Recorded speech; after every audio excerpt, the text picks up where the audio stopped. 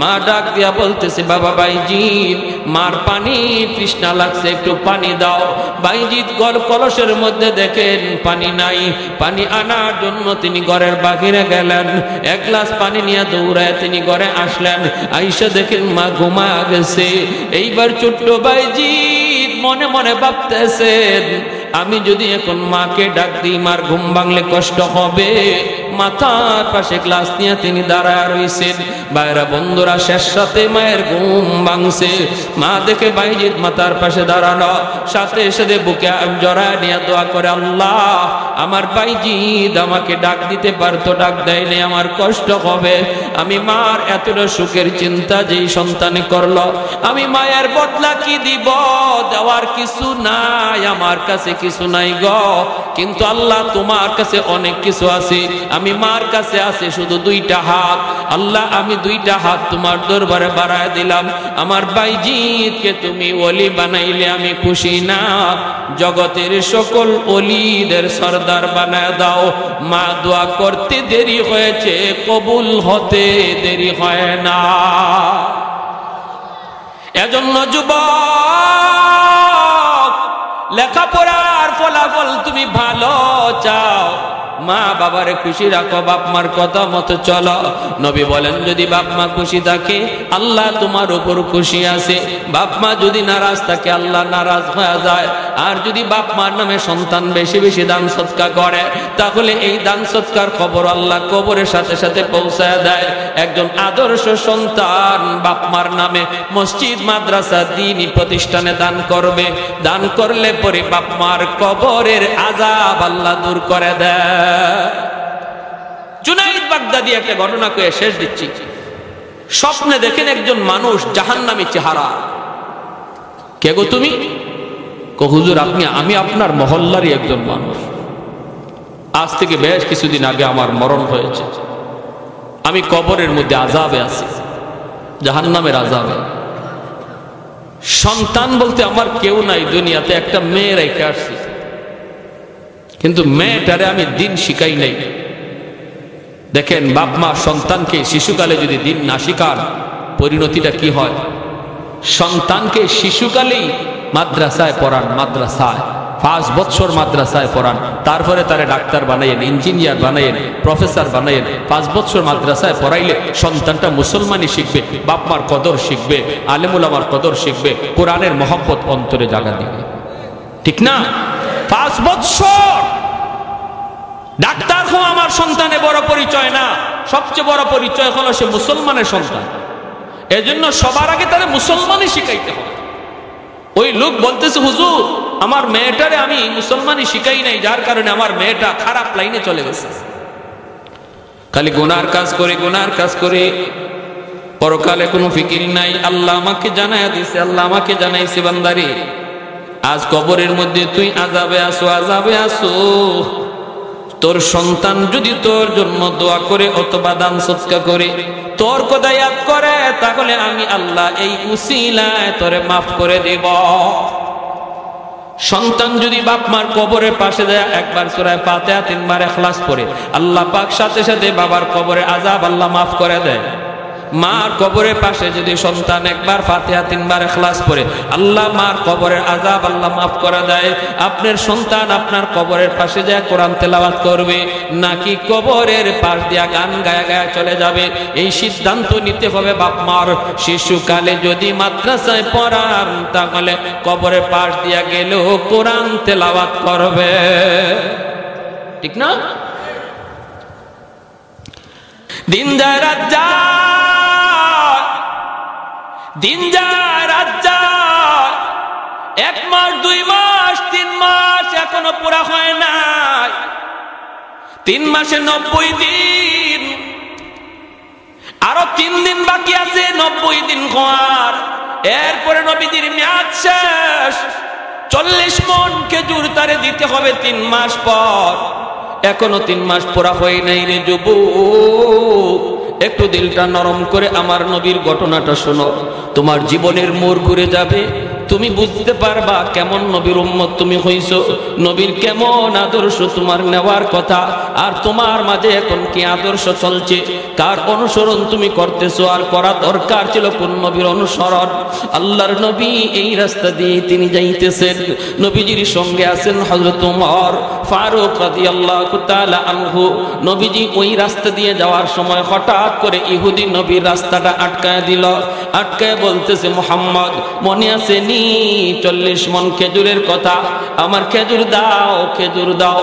আল্লাহর নবী বলেন, ভাই রে আরো 3 দিন বাকি আছে, তোমার কথা মতে আরো 3 দিন বাকি আছে, 90 দিন এখনো হয় নাই, 87 দিন হয়েছে, 3 দিন বাকি আছে, আমার পুরাপুরি ইয়াদ আছে 3 দিন পর তোমার 40 মণ খেজুর আমি পৌঁছে দেব।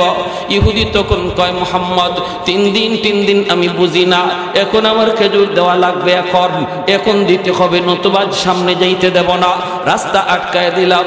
আল্লাহর নবী বুঝাইতে চেষ্টা করেন, বাইরে একটু বুঝো, এটা অন্যায়, এটা অন্যায়, কথা ছিল 90 দিন পার হতে দেও। সে বলে আমি বুঝি না, এত কথা বুঝি না, এত কথা বুঝি না, সামনে তোমাকে যাইতে দেব না। বইলাই মায়ার নবীর কলারের মধ্যে ধরে ফেলেছে। নাউজুবিল্লাহ, জোরে বলুন তো, সে ন্যায় করতেছে না অন্যায় করতেছে? খারাপ, ভালো না খারাপ আচরণ। কিন্তু আমার নবী দ্বীনের নবী, মায়ার নবী, রাগ করেন না, নবী রাগ করেন না। এত খারাপ আচরণ মায়ার নবীর সাথে করলো, এরপরও নবী তারে বুঝান। আমার নবীর কলারের মধ্যে, জামার মধ্যে ধরে ফেলেছে, এরপরও নবীজি তার হাতের মধ্যে মালিশ করেন, বাইরে একটু বোঝার চেষ্টা করো, তুমি বুঝের মানুষ, তুমি অবুঝের কাজ কইরো না। কয় আমি এত কিছু বুঝি না। নবীর পাশেই দাঁড়ায় আছেন হযরত ওমর ফারুক রাদিয়াল্লাহু তাআলা আনহু। বলুন তো, ওমর নরম না গরম? খালি গরম নাকি বেশি গরম? যার ইবলিসে দেখলেও আর এক রাস্তায় ভাগে, ঠিক না? ওমরের হাতের তলোয়ার সব সময় খোলা থাকতো, খোলা, খাফের ভিতরে ঢুকাইবো আবার বের করব, এই টাইম ওমরের হাতে ছিল না। আল্লাহু আকবার। যেখানে বসাইবার দরকার নগদ, এজন্য ইবলিসে কইতো, আল্লাহ রে, এই বেটা যেভাবে খোলা তলোয়ার লইয়া হাঁটে, কোন দিন আমি ইবলিস যে বাটে পড়ি। এজন্য হে যদি দেখতে হযরত ওমর এই রাস্তায় আসতেছেন, হে আরেক রাস্তায় যাইতো। আল্লাহ নবী বলেন, সবার সাথে শয়তান আছে, কিন্তু আমার ওমরের সাথে শয়তান নাই। সাহাবায়ে কেরাম বলে, ইয়া রাসূলুল্লাহ আপনার সাথেও কি শয়তান আছে? নবী বলেন, আমার সাথেও আছে, তবে আমার শয়তান মুসলমান হয়ে গেছে। সুবহানাল্লাহ, জোরে করেন আল্লাহু আকবার। এক লোক মদ বেচবো বাজারও, কলস ভরে মদ নিয়ে যাইতেছে, আর যায় আর মনে মনে কয়, আল্লাহ আল্লাহ তুমি আমার আজরাইলের সামনে ফালাই দিও, তো ওমরের সামনে ফালাই না। কিন্তু যেখানে বাঘের ভয়, এখানে আসেনি, আপনাদের এলাকায় ওইটা আসেনি এই কথা, যেখানে বাঘের ভয় এখানেই বলে রাইতে হয়। যে ওমরের ডরে যাইতেছে, হঠাৎ করে দেখে ওই ওমরে আসতেছে, কলিজা পর্যন্ত কাইপে উঠছে। ও মালিক, মালিক তোমার কাছে চাইলাম কিতা, ওই লোকিতা, আল্লাহ ওমরের কাছ থেকে বাঁচাও, ওমরের কাছ থেকে বাঁচাও, ওমরের কাছ থেকে বাঁচাও। এভাবে কয়া কয়া রাস্তার কিনারা দিয়ে যাইতেছে, মনে মনে কয়, আল্লাহ কোন রকম আমারে পার করে দেও, আল্লাহ কোন রকম পার করে দেও। রাস্তার কিনারা দিয়ে চলে যাইতেছে, কলসটারে লুকায়া লুকায়া, মনে মনে ভাবতেছে হয়তো ওমর দেখবে না। কিন্তু যেই মাত্র সোজাসুজি হয়ে গেল রাস্তায়, ওমর ডাক দিয়ে দিলেন, ও মিয়া দাঁড়াও। কি বুঝেন? কলিজাত পানি আসেনি, বুকো পানি আসেনি, শেষ।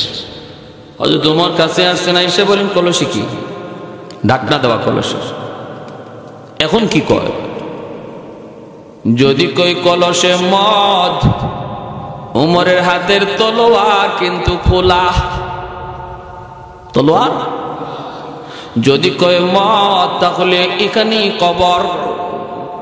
বাঁচার জন্য কয় কলসের ভিতরে দুধ। কি কয়? মনে মনে ভাবতেছে হয়তো দুধ খাওয়ার পরে ওমরে বলবে, ঠিক আছে চলে যাও। কিন্তু না গো, এমন হয় নাই। ওমরে কই দুধ না অন্য কিছু দেখতে হবে, ডাকনা সরাও।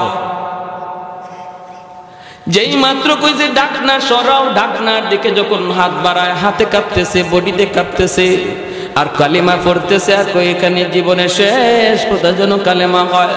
মনে মনে কই আল্লাহ, বহুত বড় অন্যায় করে ফেলেছি গো মাবুদ, তোমার কাছে চাওয়ার তো কোনো কিছু কমতি নাই। আল্লাহ, আমি বহুত বড় অন্যায় করে ফেলেছি, জীবনের জন্য আমি তওবা করলাম, আমি আর জীবনে মদের ব্যবসা করব না। আল্লাহ, তুমি আজকের মতো আমাকে বাঁচাও। দিলে দিলে শুধু কান্না করে করে আল্লাহর কাছে তওবা করেছে। আল্লাহ তার দিলের কান্না আল্লাহ কবুল করে ফেলেছে।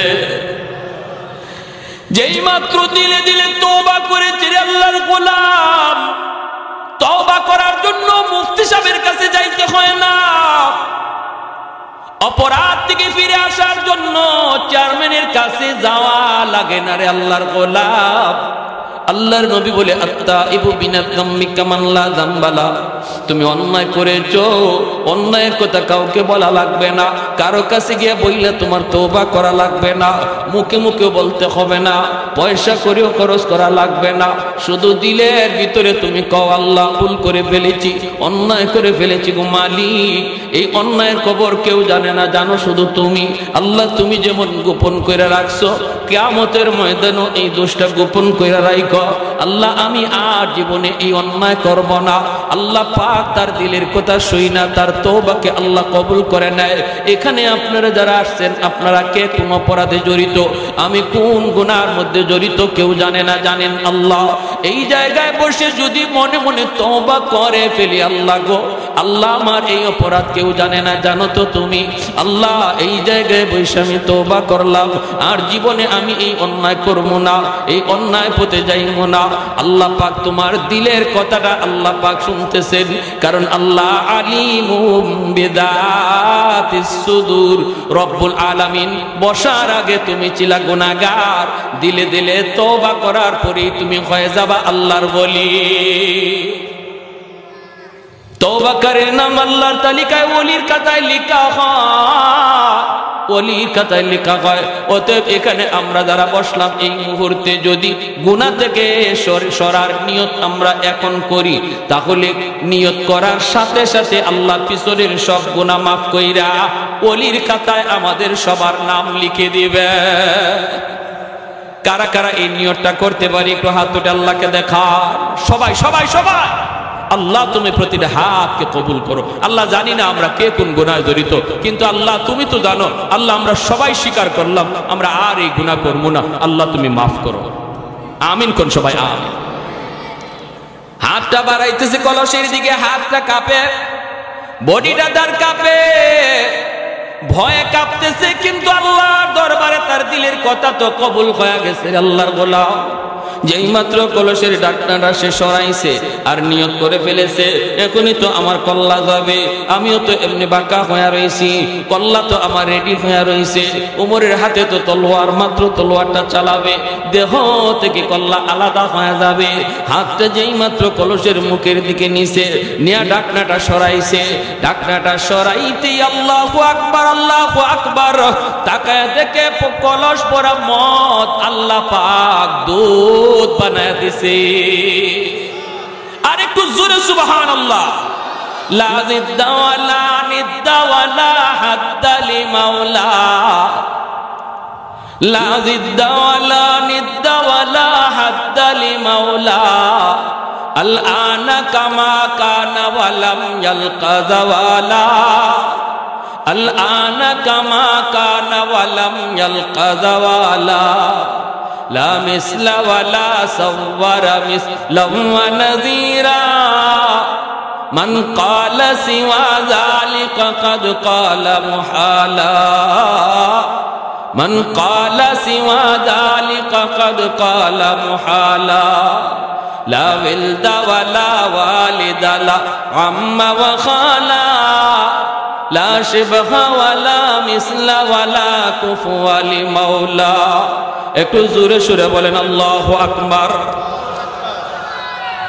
সেই ওমর আমার নবীর পাশে এত গরম সাহাবী হযরত ওমর নবীর পাশে, আর নবীর সাথে ইহুদি এত খারাপ আচরণ করতেছে, এরপরও ওমর তলোয়ার চালাইতে পারেন না। গুসায় ওমর ফুলে যাইতেছেন, চেহারা লাল হয়ে গেছে। ওমর অ্যাকশনে যাইতে পারেন না, কারণ মায়ার নবী স্বয়ং এখানে হাজির। আমার নবী ইশারা না দিলে, নবী অনুমতি না দিলে ওমর কিছু করতে পারতেছেন না। কিন্তু গুসায় তিনি কাঁদতেছেন, ঠিক না? আমার আপনার সামনে যদি নবীর সাথে এমন আচরণ কেউ করত, তাহলে আমি বাসমু না মরমু এই চিন্তা আমাদের কারো থাকতো না, ঠিক না? ঠিক না? জোরে কন। এখন তো নামাজ কাজা হইতে পারে, কিন্তু নবীরে আমার সামনে বেইজ্জত করবে আর আমি সায়া সায়া দেখমু, এটা কোনোদিন নবীর উম্মতের কাজ হতে পারে না, ঠিক কি না? আমার আপনার চেয়ে 1000 গুণ ইশক ভালোবাসা ওমরের অন্তরে, সেই ওমরের অবস্থাটা কেমন হইতেছে এখন বুঝেন। চেহারা লাল হয়ে গেল, চোখগুলা বড় বড় হয়ে গেল, কিরিমিরি খাইতেছেন, কিন্তু নবীর দিকে বারবার তাকাইতেছেন। নবী কোন রকম একটু ইশারা দেননি, বলে এ বেটা ওমর তুই এখনো তাকায় তাকায় দেখস, ওরে সাইজ কর, এরকম খালি ইশারাটা নবী দেন কিনা। আর নবীর ইশারা ছাড়া যদি কিছু করেন তাহলে তো নবীর কাছে অন্যায় হতে পারে। ওমর চুপচাপ দাঁড়ায় রইছেন আর ফুলতেছেন। যেই মাত্র নবীর কলারও ধরে ফেলেছে, আল্লাহর নবী হযরত ওমরের দিকে তাকাইছেন, তাকায় দেখেন ওমরের চোখগুলা লাল হয়ে গেছে, চেহারাটা লাল হয়ে রইছে। হবেই তো, হবেই তো, হবে না কেন? মায়ার নবী তখন বলেন, ওমর, ধমক দেওয়ার কথা ইহুদিকে আমার রহমতের নবী বলতেছেন, ওমর চোখ নিচের দিকে নামাও, গোসা থামাও, সে পাওনাদার, দুই কথা বলতেই পারে, তোমার আমার রাগ করা উচিত নয়। আরো আসতে এখন সুবহানাল্লাহ। চিনে যান নবীকে, কোন নবীর উম্মত আমি আপনি, একটু নবীর আদর্শটা শুনে যান। আর আমি আপনি হইলে কি কইতাম, এই তুই এরে এখনো জমিনের উপরে রাখছো, হ্যাঁ? পাশে যে থাকতো বডিগার্ড, এরে কইতাম তুই এরে এখনো জমিনের উপরে রাখছো, এরে তাড়াতাড়ি জমিনের নিচে শোয়াই দে, ঠিক না? কিন্তু আল্লাহর নবী ধমক দেওয়ার কথা ইহুদিরে, ধমকটা দিলেন নবীর সাহাবীরে, ওমর চোখ নিচের দিকে নামাও, সে পাওনাদার, পাওনাদার দুই কথা বলতেই পারে, এই হজম তোমার রাখতে হবে। যেরকম সুবহানাল্লাহ। তাহলে আমরাও বুঝলাম পাওনাদার দুই কথা বলে যদি, এটা হজম করা নবীর সুন্নত, ঠিক না? আর আমাদের সমাজে এখন উল্টা, আমাদের সমাজে এখন কেউ যদি কাউরে করজ দেয় আর এই পাওনা টাকা চাইতে যায়, হে আরো উল্টা বেইজ্জত হয়। সমাজ উল্টে গেছে। আজকে করজ নাই কেন সমাজে? কারণ খরচ টাকা দেওয়ার পরে এই টাকা তোলা আর সম্ভব মনে হয় আপনাদের নরসিংদীতে নাই, নাকি আছে? হ্যাঁ, সুদের লেনদেন বাড়ছে কেন? মানুষ খরচ দেওয়া বন্ধ করে দিছে ভয় পাইয়া। হায় রে, বিপদে পড়ে খরচ নিল, এই খরচের টাকা তুলতে গিয়ে আমার স্যান্ডেল ক্ষয় হয়। ময়মনসিংহ এক জায়গায় বয়ান করলাম, এক লোক হুজুর একটা কথা কইছে, হুজুর আমার কাছ থেকে 5,000 টাকা নিছিল, খাওয়ানে বইসি বলতেছে 5,000 টাকা নিছিল, এই 5,000 টাকা আজকে 5 বছর হে আমারে দেয় না, আমি গরিব মানুষ, আজকে অভাবে পড়ছি, যতবার চাইলেই কয় আমি কি মরে গেছি? চাইলে কি করে জানেন, আমি কি মরে গেছি? তোমার টাকা লইয়া কি আমি মরে গেছি? দিমু তো বললাম। তখন আমি কইলাম, ভাই তুই কোন দিন মরবে এটা কো, যেদিন মরবে মরার আগের দিন আই, মরার আগে আইতাম না। পারবো কেউ এরকম গ্যারান্টি দিত? যেরকম গ্যারান্টি দিতে পারবে? বলে ভাই তুই আমি আগামী মাসে মরমু, তুই ওই 30 তারিখের আগে 29 তারিখে আইস। এই কথা বলার কোনো সুযোগ আছে? তো এই কথা বলার সুযোগ নাই। বলতেছে হুজুর একদিন তারা বাজারে ভাইলাম চা খাইতেছে বন্ধু বান্ধব লইয়া, তো আমি বললাম ভাই দেখ ভাই তুই বিপদে পড়ছিলে, আমি তোরে সাহায্য করছি ভাই, আজকে আমি বড় বিপদে ভাই, তুই আস্তে আস্তে হইলে টাকাটা দিয়ে দেস না ভাই, আমি খুব বাচ্চা কাচ্চা নিয়ে কষ্টে আছি। কই এই কথা কেন কইলাম? বাজারে হে আমার উপরে এমন পিক আপ লইছে, হয় মিয়া যেখানে মন চাই, যে জায়গায় মন চাই, এই জায়গায় গেলে টাকা চাও, তুমি আমার পাইছো কি? আমি কি তোমার মতো তো বেজ্জত নাকি? ওই দেখেন কি যাতে আমি কি তোমার মতো নাকি বেজ্জত? তুমি যেখানে মন চাই এখানে টাকা চাও। তখন ওই সাথী যারা আসছিল দোস্ত, হেরাও তো চা খায়, একদলের হেরা খাওয়া ঠিকই তো কইছে। এই মিয়া তুমি পাওনা টাকা পাও, টাকা বাড়িতে গিয়ে চাইবা, যেদিকে যেখানে পাইবা তার ওখানেই টাকা চাইবা। কি পাইছো তুমি? মগের মূল্য পাইছো নাকি? চরম অন্যায় করছো তুমি, টাকা চাই চরম অন্যায় করছো। হয়তো ভাই অন্যায় করছি, এখন কি করা লাগবে? কয় আমাদের সকলের 4 বিল তুমি দিয়া যাইবা জরিমানা। ফাউনার টাকা চাইতে গিয়ে আমার 250 টাকা জরিমানা। কি ভাই? আর এজন্য মানুষ হাতে টাকা থাকলেও হয় নাই, ঠিক না? টাকা থাকলেও হয় নাই, আর সুদকুররা তো কাঁচা টাকা লইয়া বই রয়েছে আমার দ্বারা আও গিট্ট লাগাইয়া সার।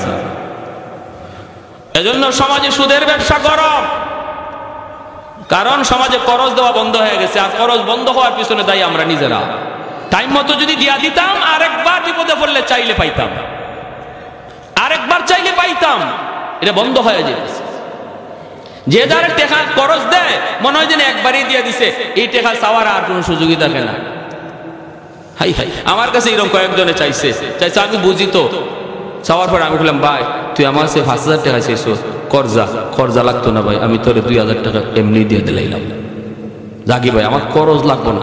কিন্তু দেখেন করজে কত বড় সওয়াব ছিল। আল্লাহ নবী বলে, দান করলে যেই সওয়াব, করজে 18 গুণ বেশি সওয়াব। একজন মানুষকে দান করলে যেই সওয়াব, একজন মানুষকে করজ দিলে এর চেয়ে 18 গুণ বেশি সওয়াব। নবীকে জিজ্ঞেস করা হয়েছিল, ইয়া রাসূলুল্লাহ, করজে এত বেশি সওয়াব কেন? নবী বলে, এর বেশি সওয়াব কারণ হলো, যে মানুষটা করজ চায় সে সমাজে সম্মানী মানুষ, হে হাত পাততে পারে না, সে ভিক্ষা করতে পারে না, সে বিপদে পইরা সম্মানী মানুষটা তোমার কাছে করজ চাইছে, ওই সম্মানী মানুষের সম্মান যে তুমি রাখছো, এজন্য আল্লাহ তোমাকে 18 গুণ বেশি সওয়াব দেয়। কিন্তু এটা তো আমার ধৈর্য রাখতে হবে, ঠিক কি না? টাইম মতো সময় মতো দিয়া দিতে হবে। এই জন্য আমরা যারা এখানে আসছি, একটু আল্লাহর দোহাই, যদি কেউ কারো কাছে করজ আইন না থাকি, আল্লাহর দোহাই, যদি নাও পারেন অন্তত তার সাথে যোগাযোগটা রাখেন। বলে, ভাই এই মাসে পারছি না ভাই, সামনে মাসে তোরে দিয়ে দিব, ভাই টাইম মতো পারছি না ভাই, আগামী মাসে দিয়ে দিব, এতটুকু কইরেন। নতুবা আজকে সুদের ব্যবসা গরম হওয়ার জন্য আপনি দায়ী, ঠিক কিনা জোরে খান? আপনি আমি দায়ী সুদের ব্যবসা গরম হওয়ার জন্য। মনে কষ্ট পাইতেছেন আপনারা ভাই? মানে কিছু কথা বইলা ফেলতেছি আমি, আনুষঙ্গিক কথা যেগুলা আসলে সব জায়গায় বলি না, কিন্তু আপনাদের আগ্রহ দেখে একটু বলতে আমার ইচ্ছে হইতেছে। তবে কেউ কারো উপরে নিয়েন না, আমি কাউকে টার্গেট করে। আপনাদের এলাকা আমি একদম নতুন, আমি কেমনে জানবো কে কি করেন না করেন? আমি গড়ে কইতেছি, যদি উপরে ফইরা যায় আল্লাহর দোহাই আমার উপরে রাগ করেন না, এটা শরীয়তের কথা। তবে আপনার কাছে অনুরোধ থাকবে, আমরা এর থেকে বের হয়ে আসবো ইনশাআল্লাহ। আল্লাহ নবী বলতেছেন, উমর চোখটা নিচের দিকে নামাও, আর তার দিকে গরম করা যাবে না, সে পাওনাদার। 2 কথা বলতেই পারে রে উমর, এ উমর আসো আমার কাছে আসো। নবীজি কাছে ডাইকে আনলেন, আইলে নবী কানে কানে বলতেছেন, উমর যাও এখনই তারে খেজুর দিয়ে আসো, 40 মণ খেজুর তারে এখনই দিয়ে দাও। আল্লাহর নবীকে উমর বলেন, নবী গো 3 দিন তো এখনো বাকি আছে। নবী বলেন, উমর রে সে তো মানতে রাজি না, অতএব তার সাথে আর বাড়াবাড়ি করে লাভ নাই, খারাপ আচরণ করে লাভ নাই, এখনই তারে দিয়ে দাও। আর উমর একটু শুনো শোনো, তারে যখন 40 মণ খেজুর তুমি দিবা, আরো 10 খেজুর তারে বেশি দিয়া দিও। হযরত উমর বলতেছে, মায়ার নবী গো, ওগো রহমতের নবী, ওগো দরদি নবী, কেমন করে আপনি হজম করলেন? আল্লাহু আকবার। ওগো দরদি নবী, কেমন করে আপনি আচরণটা হজম করলেন গো নবী? আপনাকে আল্লাহ কেমন ভাবে বানাইছে গো? আল্লাহ কেমন ভাবে আপনারে বানাইছে? এজন্য আল্লাহ বলেছে, বন্ধু তুমি জগতের জন্য রহমত, তুমি জগতের জন্য রহমত। হযরত ওমর বলতেছে, নবী গো 10 বেশি কে তারে কেন দিব? এত খারাপ আচরণ করলো, এরপরে আবার বেশি দিব কেন? মায়ার নবী তখন বলে, উমর রে তুমি যে তার দিকে রাগ করে তাকাইছো, এর জরিমানা হলো 10। कौनैन मुख्तार खुदा तुमको बनाया, कौनैन मुख्तार खुदा तुमको बनाया, उम्मत का निगाहबान खुदा तुमको बनाया, उम्मत का निगाहबान खुदा तुमको बनाया। मौला मेरा आका मेरा रहमत की नबी है, ताजदार मदीना है तुम आगे अरबी है, ताजदार मदीना है तो माह अरबी है, अशजार ने देते हैं नबूवत के शहादात, तशकीक कमर में है तो अंगुल की इशारात, तशकीक कमर में है तो अंगुल की इशारात। एक जोरे सुरे बोलें अल्लाहु अकबर। हजरत उमर কথা আর বাড়ালেন না, সাথে সাথে হযরত উমর লোকটারে ডাক দিলেন, নিয়ে আসো, তুমি তোমার খেজুরগুলি নিয়ে যাও। হযরত উমর লোকটারে নিয়ে তিনি বাইতুল মালে হাজির হয়ে গেলেন। 40 মণ খেজুর তারে দিয়ে দিলেন। আবার যখন 10 খেজুর তারে বেশি দিতে চান, লোকটা তখন ডাক দিয়ে বলতেছে, উমর রে, আমি পাই হলো 40 মণ, আবার 10 তুমি কেন বেশি দিতেছ? হযরত উমরের এমনি তো মিজাজ খারাপ, এমনি তো মাথা গরম হয়ে রইছে, আবার প্রশ্ন যখন করে বেশি কেন দিতে চাও? হযরত উমরের রাগ আবার বেড়ে গেল। আবার তিনি হজম করলেন আর বলতেছেন, কথা বাড়াইও না, যা দেই লইয়া তুমি সোজা চইলা যাও, আমারে আর তুমি গরম কইরো না। কেন 10 বেশি দিলাম প্রশ্ন কইরা আমার গুসা বাড়ায়ও না, বাড়ায়ও না। ইহুদি তখন ডাক দিয়ে কইর, উমর আমি নিব না, 10 আমি বেশি নিব না যতক্ষণ পর্যন্ত এর কারণ না জানছি।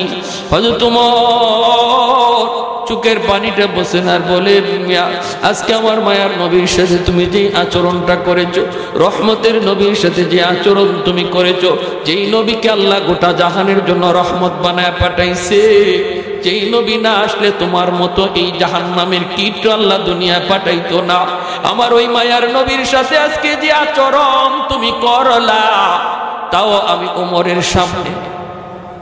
আমি উমরে চিনি বলে, চিনি তো ভালো করে চিনি, আমার সামনে আজকে যে আচরণ তুমি যে করছো নবীর সাথে, যদি আজকে এখানে আমার নবী না থাকতেন তাহলে এই মুহূর্তে তোমার ঠিকানা হতো মাটির নিচে।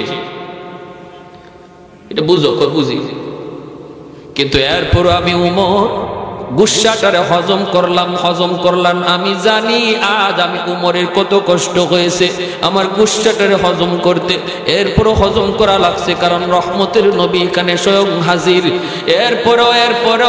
এরপরও নবী তোমাকে দমক দিলেন না, ধমকটা দিলেন আমাকে, কানে কানে আমাকে বলেছেন, উমর রে, তারে 10 বেশি দিয়া দিও।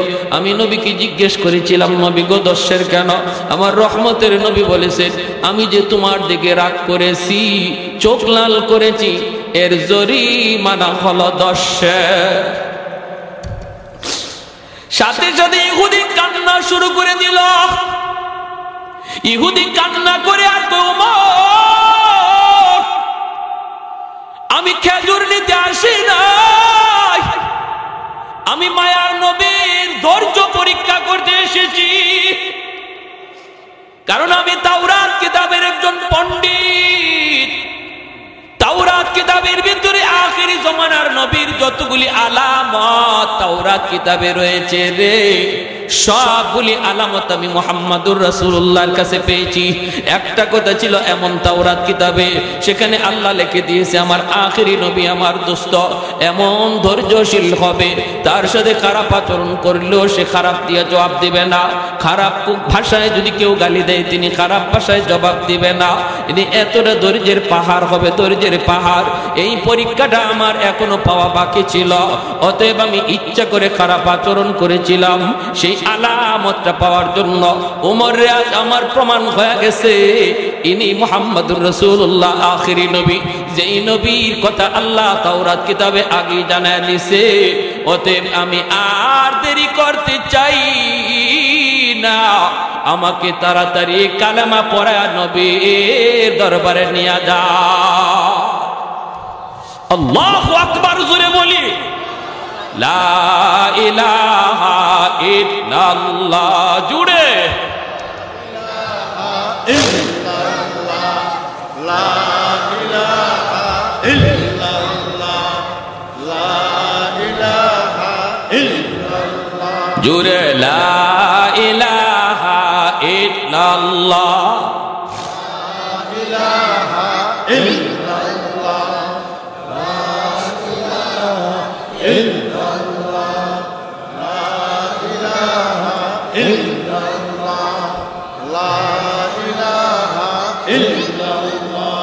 লা ইলাহা ইল্লাল্লাহু মুহাম্মাদুর রাসূলুল্লাহ। জোরে বলি সাল্লাল্লাহু আলাইহি ওয়াসাল্লাম। আমার নবীর এই আখলাকটার নামই হলো খুলুকে আযীম।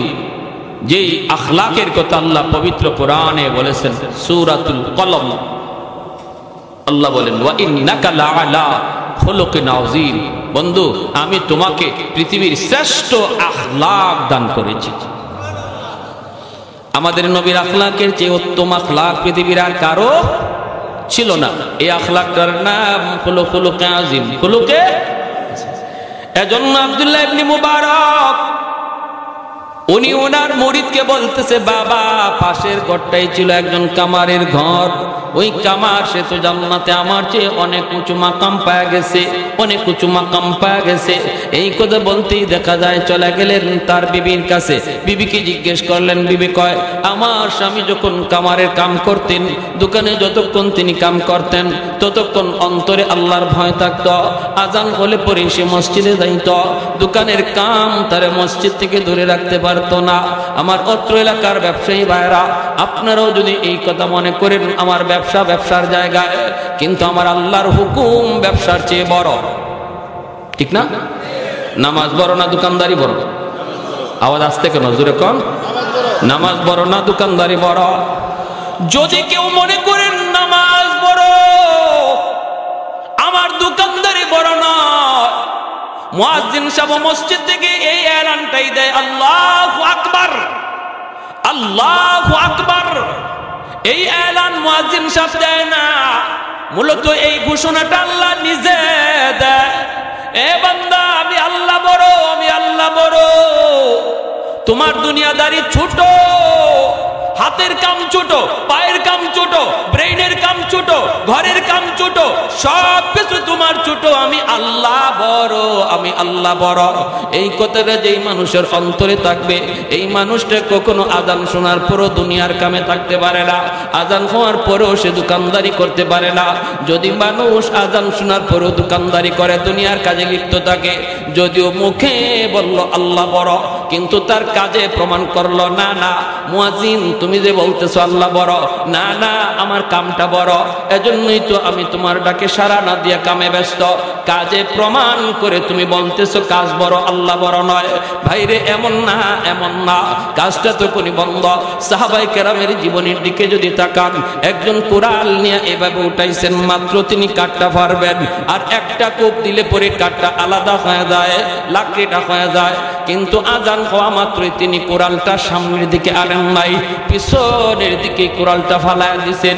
মহিলারা এমন ছিল গো মা, নবীর যুগের মহিলারা এমন ছিল, সুই সুতা নিয়ে তারা কাজ করতেছেন, সেলাই কাজ, সেলাই করতে করতে আর একটা গায়ে দিলে পরে সেলাইটা কমপ্লিট হয়ে যায়।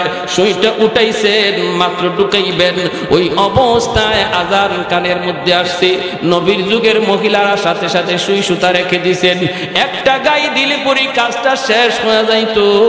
এতটুকু তারা করার সাহস পান নাই, কারণ তারা বুঝতেন আজানে কি বলা হইতেছে, আজানে ঘোষণা দেওয়া হইতেছে আল্লাহ বড়। ওই অবস্থায় যদি আমি দুনিয়ার কামটা করি তাহলে প্রমাণ হবে দুনিয়ার কাম বড়। আল্লাহর বান্দি কয় আমার স্বামী, ইনি ও যখন কামারের কাম করতেন হাতুড়ি উপরে উঠাইছেন, আর একটা আঘাত দিলে পরে লোহার কাম তার শেষ হয়ে যাইত। কিন্তু আজান কানে আসছে, সাথে সাথে হাতুড়ি পিছনেই ফালাইয়া দিছেন। আল্লাহু আকবার, জোরে কোন, আর একটু জোরে কোন আল্লাহু আকবার। এটা কোনো জানতেন কোনো বিষয় নয়। দেখবেন আজান হওয়ার পরে দোকানে কাস্টমার বাইরে গেছে, শয়তান আয়, শয়তান, এটা কাস্টমারে বের ধরে শয়তান আইছে আপনার জামাত তরফ করানোর জন্য। আপনি কইবেন দূর, সারাদিন ব্যবসা করার পরেও যদি আল্লাহ বরকত না দেয় লাভ হইব? হ্যাঁ, কোনো লাভ নাই। 50,000 একদিকে আইছে আর একদিকে গেছে, শেষ। আরেকজনে বরকত হইছে, 10,000 টাকা কামাই করছে, 2,000 টাকা খরচ, 8,000 টাকাই জমায় রাখছে, তাইলে এটা বরকত, ঠিক না? 50,000 কামাই করার মতো বরকত নাই যদি এভাবে আয় আর ওভাবে যায়। আর হাজিরিন, এজন্য মনে রাখবেন, বরকত মানুষের হাতে না, এটা আল্লাহর হাতে। এই সিদ্ধান্ত আল্লাহর। অতএব আমি যদি আল্লাহর হুকুম মানি, আমার ব্যবসা যদি কম হয়, আরেক দোকানে যে নামাজ পড়ছে না, হ্যাঁ আজকে বিক্রি হয়েছে বেশি, আমি নামাজ পড়ছি আমার বিক্রি কম হয়েছে, মন খারাপ করবেন না। আল্লাহ আপনার কম ইনকামের মধ্যে বরকত বাড়ায় দিবে, বরকত বাড়ায় দিবে।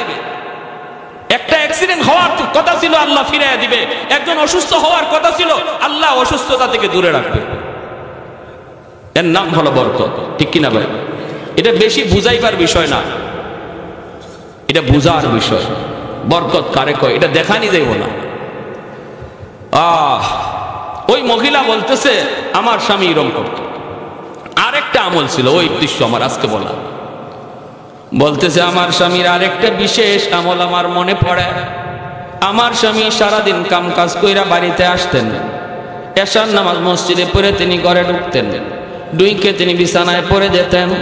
সারাদিন কামারের কাম, লোহার কাম, কষ্টের কাম, সারা শরীরে তার ব্যথা। ঘুমে পড়লে পরে তার ঘুম আসত, প্রচন্ড ঘুমের মধ্যে তিনি পড়ে যেতেন। ফজরের আগে তাহাজ্জুদের টাইম,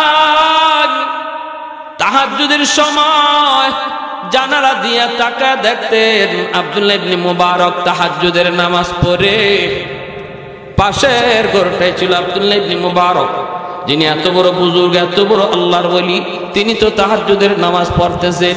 আমার স্বামী তিনি জানালা দিয়া দেখতেন আর চোখের পানি জড়ায় তিনি কাঁদতেন, বলতেন মালিক আমারও মন চায় শেষ রাতে তোমার কদমে আমি সেজদা দিই। আল্লাহ এই বিশেষ সময়ে তো তোমার বিশেষ দরবার খোলা থাকে, এই সময়টাতে তোমার কাছে চাইলে তো তুমি দোয়া কবুল করো। আল্লাহ তাহাজ্জুদের নামাজ আমার পড়তেও মন চায় গো মালিক, কিন্তু আমি তো ক্লান্ত, আমি তো পরিশ্রান্ত, সারাদিন কষ্টের কাম কাজ করার কারণে আমার শরীরের গিরায় গিরায় ব্যথা করে আল্লাহ, আমি উঠতে পারি না, কিন্তু আমার মন চায় তার মতো আমিও তাহাজ্জুদ পড়ি। এই বইলা আমার স্বামী চোখের পানি ধরা কাঁদতেন কাঁদতেন, কিন্তু তাহাজ্জুদ পড়তেন না, পড়তে পারতেন না, গায়ে তার শক্তি থাকতো না, দুর্বল। আল্লাহ পাক রব্বুল আলামিন তার মনের যে এই আরজু, তার মনের যে এই কান্না, হৃদয়ের কান্নাকে আল্লাহ এমন পছন্দ করা করছে। আব্দুল্লাহ ইবনে মুবারক তাহাজ্জুদ পইরা আল্লাহ পাকের দরবারে যেই মাকাম পাইছে, তার হৃদয়ের কান্না আল্লাহ কবুল করে তার মর্যাদা আরো বাড়ায়া দিছে। আল্লাহু আকবার। এজন্য বলতেছি বাবা, যাত্রায় গমনের একটু দিলের কন দিয়া কথাগুলি শোনো। ভাইরে, মনের ভিতরে আক্ষেপ করেন, আক্ষেপ রাখেন, অনুতাপ অন্তরের ভিতরে রাখেন। আর একটা মানুষ নামাজ পড়তেছে, তারে দেখে আফসোস করবেন, আফসোস করবেন, হায় রে তার নামাজটা কত সুন্দর, আমি যদি এত সুন্দর করে নামাজ পড়তে পারতাম, আর আমার এই দুস্থরা পাঁচ ওয়াক্ত নামাজ জামাতে পড়ে, আমি যদি প্রতি ওয়াক্তই রমজাইতে পারতাম, আমি তো এই ঝামেলায় ওই ঝামেলায়। মনে প্রাণে যদি এই আকাঙ্ক্ষাটা থাকে, আল্লাহ আপনারে একদিন পাক্কা জামাতের নামাজের পড়ার নামাজি বানায় দিবে। আর এই বানানোর আগেও যদি আল্লাহ আপনাকে লয়া জায়গা মরণ হয়ে যায়, অন্তরের কান্নার কারণে আল্লাহ আপনার এই সওয়াব দিয়া হাসরের মাঠে উঠাবে। তাহলে দিলের ভিতরে কান্না করার দরকার আছেনি না নাই? আর একটু ধরে আছেনি না নাই? দিনের নবী, মায়ের নবী, সাহাবায়ে কেরামদেরকে নিয়ে তিনি জিরানা নামক জায়গায় বসা রে গোশত বন্টন করতেছেন মায়ার নবী। হঠাৎ করে নবী দেখেন একজন বৃদ্ধা মহিলা নবীজির দিকে লাঠি বর দিয়া নবীর দিকে আসতেছে। আল্লাহর নবী, রহমতের নবী, মহিলাকে দেখা মাত্রই নবী দৌড় শুরু করে দিলেন। আল্লাহু আকবার জোরে বলেন। সাহাবায়ে কেরাম নবীর পিছনে পিছনে যাইতেছেন। অসুবিধা হইতেছে আপনার ভাই? আর কিছু চলবে? আর কিছু সময় থাকবেন সবাই? কষ্ট হইতেছে? আলহামদুলিল্লাহ, জাযাকাল্লাহ, খুব খুশি হইলাম, আলহামদুলিল্লাহ। এই সময় বসা ছিলেন, আলহামদুলিল্লাহ, ফি আমানিল্লাহ, ফি আমানিল্লাহ। ব্যস্ত মানুষের পর যে সময় দিয়েছেন, শুকরিয়া। আমরা দোয়া করি আল্লাহ পাক দেশ দশ ও ইসলামের খাদেম বানান, সবাই বলি আমিন। আমার ভাইরা, যে রানা নামক জায়গায় নবীজি বসা, ওই অবস্থায় একজন মহিলা, বৃদ্ধা মহিলা, লাঠিতে বর দিয়া কোমর বাঁকা হয়ে গেছে, নবীজির দিকে আসতেছে। আল্লাহ নবী, রহমতের নবী, মহিলাকে দেখা মাত্রই নবীজি তিনি দৌড় শুরু করে দিলেন। দৌড়, অথচ মায়ার নবী কারো সম্মানে নবী উঠতে হয় না, কারো সম্মানে নবী দৌড়াইতে হয় না, কারণ এই দুনিয়ায় নবীর চেয়ে সম্মানী কেউ, জোরে কন, আমার নবীর চেয়ে সম্মানী কেউ আছে? এজন্য মায়ার নবী কারো সম্মানে নবী দৌড়াইতে হয় না, আগাইতে হয় না, দাঁড়াইতে হয় না। আল্লাহ নবী দৌড় শুরু করে দিলেন, সাহাবায়ে কেরাম নবীজির পিছনে পিছনে দৌড়াইতেছেন রে। হঠাৎ করে নবী মহিলার পাশে যেয়ে বলতেছেন, মা গো, ও মা, তুমি কষ্ট করে নবীর দরবারে কেন এসেছো? কেন আমাকে তুমি খবর দিলা না? আমাকে খবর দিলে আমি তো তোমার দরবারে হাজির হয়ে যাইতাম, তুমি কেন কষ্ট করে এসেছ? এই বলে মায়ার নবী, দয়ার নবী তার গায়ের নবুয়তি চাদর, এই চাদর কারা নবী মাটিতে বিছায়া দিলেন। আমার নবীর নবুয়তি চাদরের দাম আছে না নাই? তামাম দুনিয়ার সমস্ত সম্পদ যদি এক পাল্লায় রেখে দেওয়া হয়, আমার নবীর গায়ের চাদর যদি এক পাল্লায় রাখা হয়, চাদরের ওজন কম হবে না বেশি? আরো জোরে, কম হবে না বেশি? ভাইরা বন্ধুরা, জন্য বলতেছিলাম রে ভাই, নবীর গায়ের নবুয়তি চাদর নবীজি বিছায়া দেয়া বলতেছেন, মা গো, ও মা, তুমি নবীর নবুয়তি চাদরে বসো, এই চাদরে তুমি বসে যাও, কষ্ট করে এসেছ। মহিলা বসতে চাইলেন জুতা ছাড়া, মায়ার নবী বলেন, মা গো, জুতা ছাড়া নয়, তোমার জুতার ধুলিতে নবীর নবুয়তি চাদর ধন্য হবে। কে সেই মহিলা? কার এত দাম? ও আমার এলাকার মা বোনেরা, একটু মনোযোগ দিয়ে শুনো। মা গো, তোমাদের দাম অনেক বেশি, অনেক সম্মানী তোমরা গো। তোমরা নবীদের মা, তোমরা অলিদের মা, তোমরা নবীদের মা, তোমরা অলি আল্লাহদের মা। তোমাদের গর্ভ থেকে নবী এসেছেন, অলি আল্লাহ এসেছেন, মঈনুদ্দিন চিশতি, আব্দুল কাদের জিলানী তোমাদের পেট থেকে এসেছে। অতএব মনে রাখো, তোমাদের দাম অনেক বেশি, অলির চেয়েও মায়ের দাম বেশি, নবীর চেয়েও মায়ের দাম বেশি। আল্লাহু আকবার। এজন্যই মায়ার নবী তিনি বলেন, মা গো, তুমি নবুয়তি চাদরে জুতা সহ বসে যাও। আল্লাহর নবী কথায় তিনি বসে গেলেন। সাহাবায়ে কেরাম চিনেন না মহিলাকে, সাহাবায়ে কেরাম কোনদিন তারা দেখেন নাই। আল্লাহর নবীকে সাহাবীরা প্রশ্ন করেন, মায়ার নবী গো, এই মহিলাকে কি তার পরিচয়?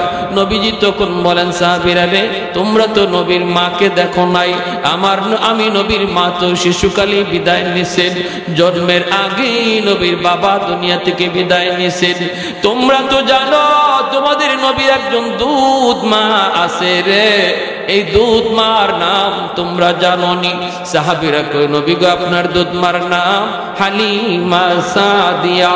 আল্লাহ নবী চোখের পানি মুছেন আর বলেন, সাহাবীরা রে, শুধু নবীর দুধ মার নাম শুনেছ, কোনদিন তোমরা দেখো নাই।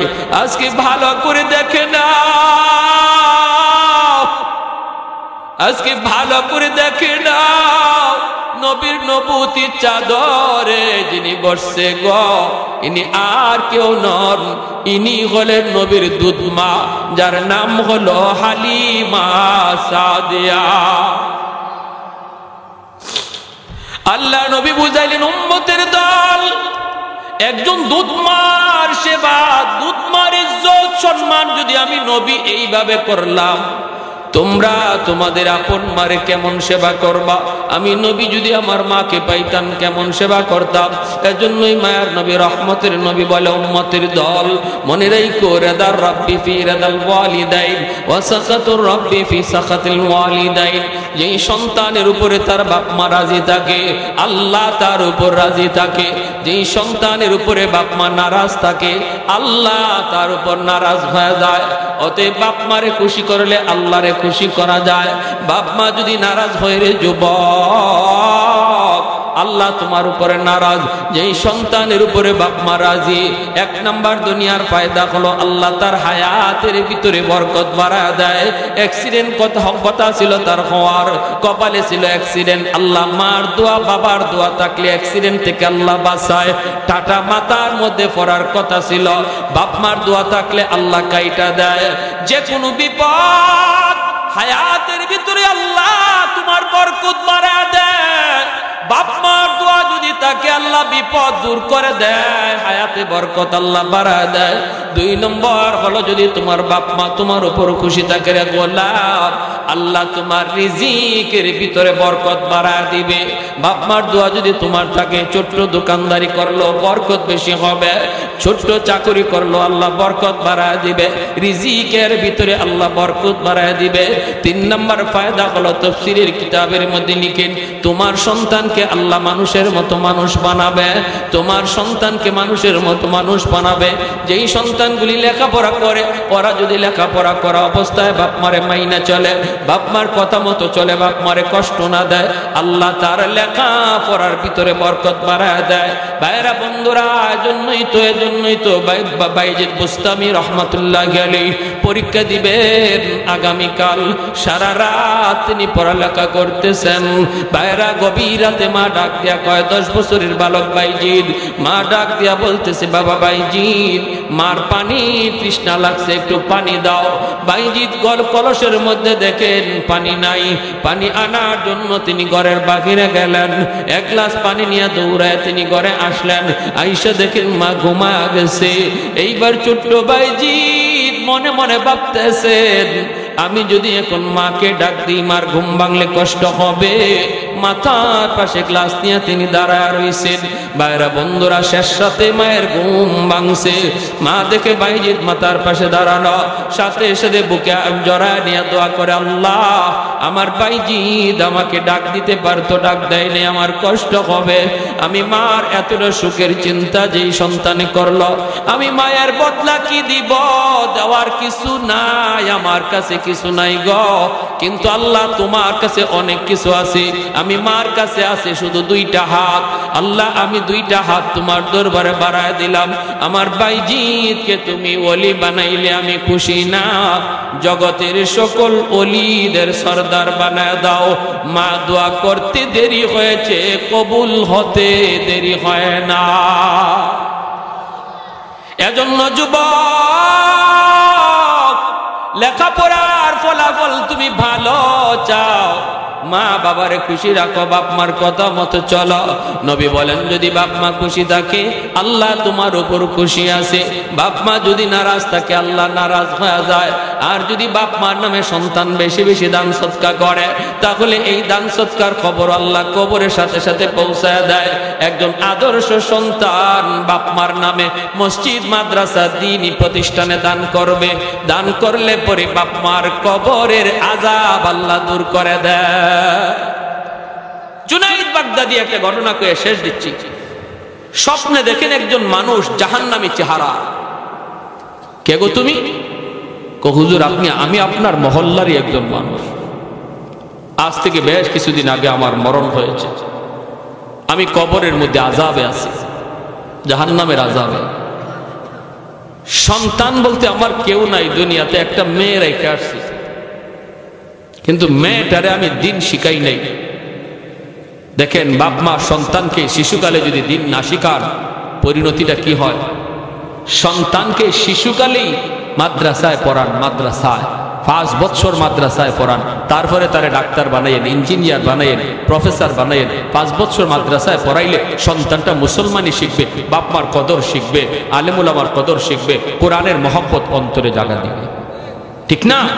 5 বছর ডাক্তার হওয়া আমার সন্তানে বড় পরিচয় না, সবচেয়ে বড় পরিচয় হলো সে মুসলমানের সন্তান। এজন্য সবার আগে তারে মুসলমানই শিখাইতে হবে। ওই লোক বলতেছে, হুজুর আমার মেয়েটারে আমি মুসলমানই শিখাই নাই, যার কারণে আমার মেয়েটা খারাপ লাইনে চলে গেছে, খালি গুনার কাজ করে, গুনার কাজ করে, পরকালে কোনো ফিকির নাই। আল্লাহ আমাকে জানাইয়া দিছে, আল্লাহ আমাকে জানাইছে, বান্দারে আজ কবরের মধ্যে তুই আযাবে আসো, আযাবে আসো। তোর সন্তান যদি তোর জন্য দোয়া করে অথবা দান সদকা করে, তোর কথা ইয়াদ করে, তাহলে আমি আল্লাহ এই উসিলায় তোরে মাফ করে দেব। সন্তান যদি বাপ মার কবরের পাশে যায় একবার সূরা ফাতিহা 3 বার ইখলাস পড়ে, আল্লাহ পাক সাথে সাথে বাবার কবরে আযাব আল্লাহ মাফ করে দেয়। মার কবরের পাশে যদি সন্তান একবার ফাতিহা 3 বার ইখলাস পড়ে, আল্লাহ মার কবরের আযাব আল্লাহ মাফ করে দেয়। আপনার সন্তান আপনার কবরের পাশে যায় কোরআন তেলাওয়াত করবে, নাকি কবরের পাশ দিয়া গান গায়া গায়া চলে যাবে, এই সিদ্ধান্ত নিতে হবে বাপ মার। শিশুকালে যদি মাদ্রাসায় পড়ান, তাহলে কবরের পাশ দিয়া গেলেও কোরআন তেলাওয়াত করবে।